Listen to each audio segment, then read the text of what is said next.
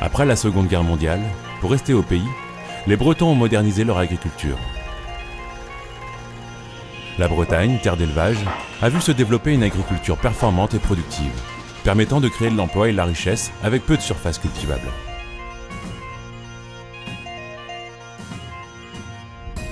Mais cet élan agricole a eu des conséquences sur l'environnement, et notamment sur la qualité de l'eau.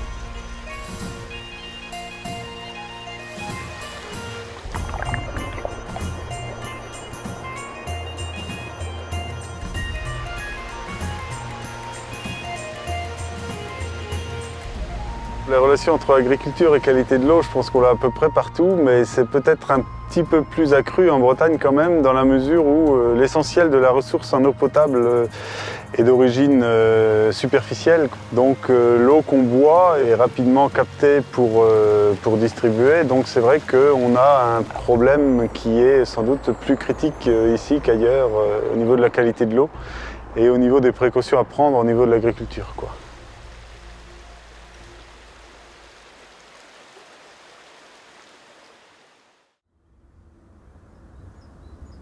Si on s'intéresse aux polluants d'origine agricole, ils peuvent être de différents types. On peut avoir des polluants qui sont des molécules phytosanitaires, donc les produits de traitement qu'on met sur les cultures. Mais on peut avoir aussi des substances qui sont considérées comme polluantes, qui sont en réalité des nutriments, comme l'azote, comme le phosphore, et qui vont quitter l'activité agricole pour avoir un impact sur la qualité de l'eau et sur le milieu aquatique d'une façon générale.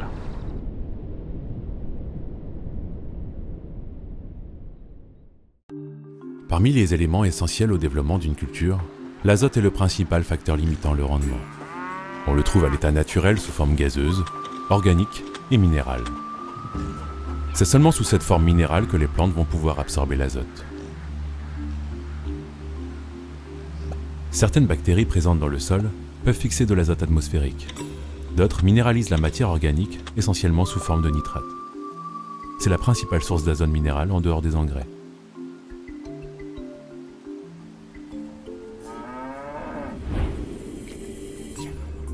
En fin d'hiver, un certain stock d'azote minéral est déjà présent dans le sol.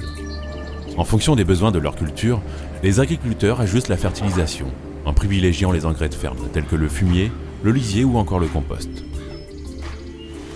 Si nécessaire, les engrais chimiques viennent compléter ces apports d'engrais organiques. Au printemps et en été, avec l'élévation de la température, la matière organique se minéralise. Le stock d'azote minéral augmente et la plante peut absorber l'azote nécessaire à son bon développement.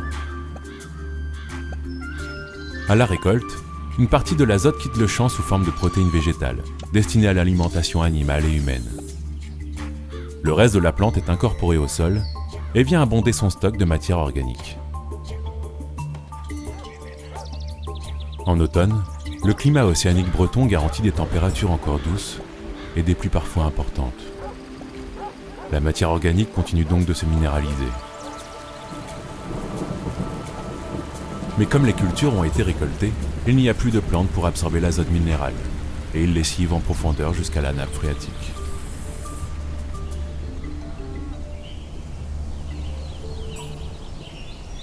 Les flux d'azote d'origine agricole ont commencé à devenir importants, je pense, vers les débuts ou le milieu des années 60 et sont tout simplement liés à l'intensification de l'agriculture. Avec l'intensification de l'agriculture, les exploitations se modernisent et la densité des élevages augmente. Dans le même temps, les performances animales s'améliorent, mais nécessitent d'ajouter des protéines dans le menu des animaux. Alors, la surface et la productivité des cultures se développent, et les éleveurs achètent à l'extérieur les plantes riches en protéines pour fournir l'azote nécessaire. Mais ces importations d'azote en grande quantité ont abouti à des apports au sol bien supérieurs à ce que les cultures pouvaient consommer, et les fuites de nitrate dans les nappes ont augmenté considérablement.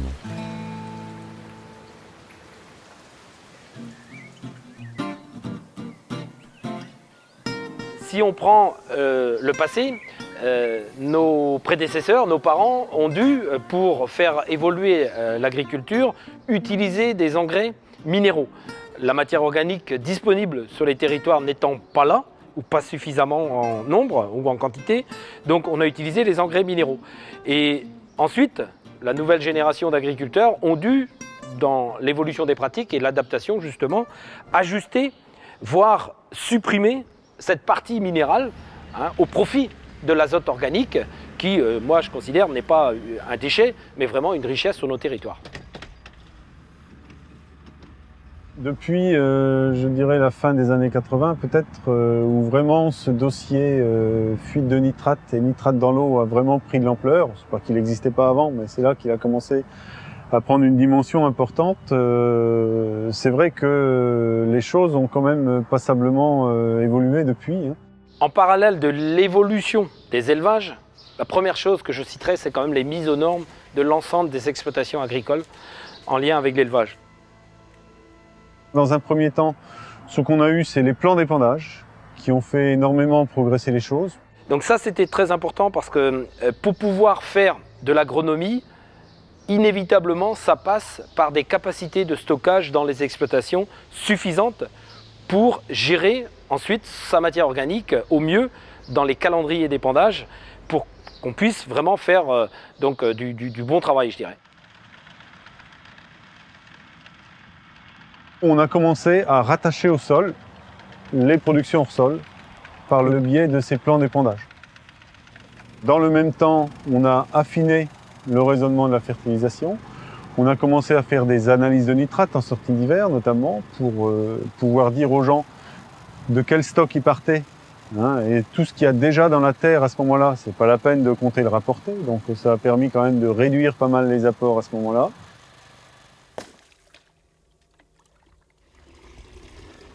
On a aussi beaucoup travaillé sur la valeur azotée des déjections animales. Aujourd'hui, on sait ce que vaut un mètre cube de lisier. Même dans les échanges de lisier au sein d'un plan d'épandage, eh bien, c'est des échanges qui ont de la valeur entre ceux qui réclament du lisier et ceux qui ont besoin d'en fournir. Donc ça a fait un gros progrès également pour l'ajustement des doses de fertilisants azotés à apporter. Et puis le troisième point, qui a eu un impact très important également sur les flux de nitrate en hiver, c'est la couverture des sols en hiver. C'est-à-dire que donc entre deux cultures, systématiquement aujourd'hui, donc une plante intermédiaire, il sera installé dans un intérêt agronomique pour nous et dans un intérêt environnemental par rapport à la qualité de l'eau. Cette notion de culture intermédiaire piégée nitrate, ça c'est le début des années 90. C'est des choses qui ont fait beaucoup de progrès par le biais des actions bassin versant notamment.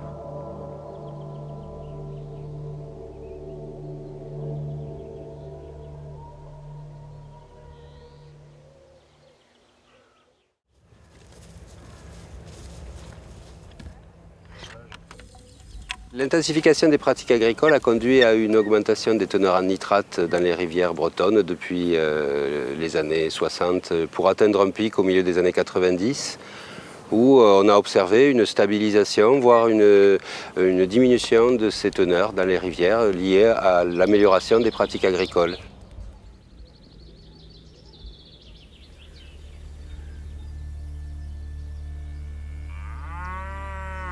En Bretagne, les sols sont très perméables. L'essentiel de l'eau s'infiltre dans les sols et le sous-sol et s'accumule principalement dans la zone altérée, au-dessus des socles granitiques ou schisteux. C'est ainsi que se forment les nappes superficielles. Elles alimentent environ 90% du débit des cours d'eau.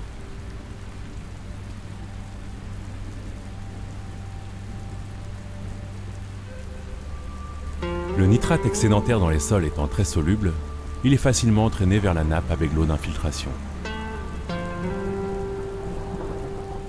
Au cours du temps, la concentration en nitrate de la nappe augmente et avec elle celle des rivières.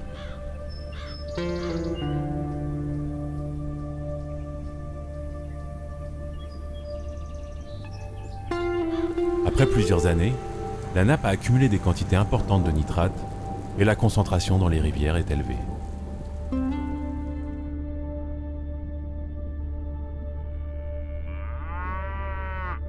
Même quand les pratiques agricoles s'améliorent et que les fuites de nitrate diminuent, il faut souvent plusieurs années pour évacuer le nitrate accumulé. La concentration dans les rivières ne reflète donc pas forcément les changements de pratiques récents.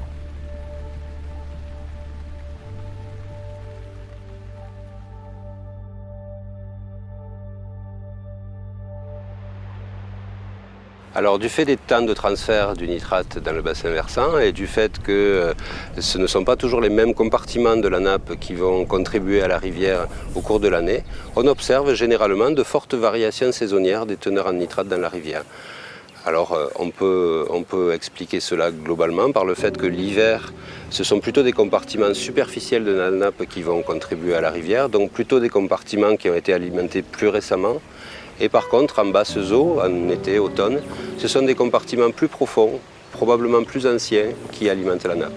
Donc les variations saisonnières de teneur en nitrate dans les rivières, finalement, reflètent un peu à la fois la dynamique interne du bassin versant, mais aussi son histoire. Si on devait demain modifier très rapidement les pratiques, les effets ne se feraient pas voir immédiatement. Il faudrait attendre, selon les bassins, entre 5 et 15 ans pour atteindre un nouvel équilibre avec les nouvelles pratiques.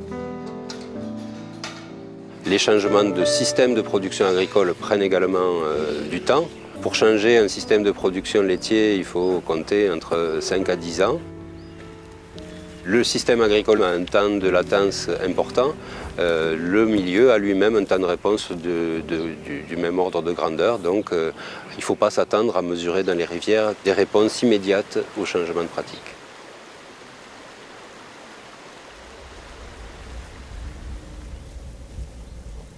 Ce qui est intéressant justement au travers des bassins versants qui ont été créés maintenant il y a plusieurs années, c'est quand même de pouvoir faire le bilan de ce qui a été fait et donner le point de situation, et qui sont quand même globalement positifs.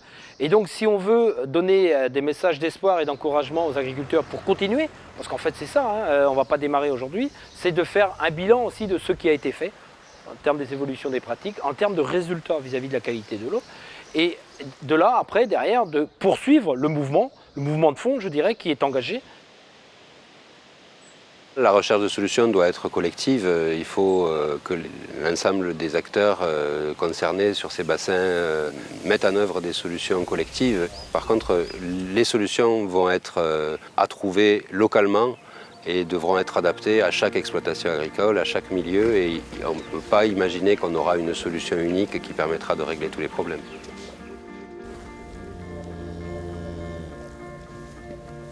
D'un côté, on souhaite vraiment garder, et même politiquement on le dit assez fortement, une agriculture familiale telle que l'on a aujourd'hui en Bretagne.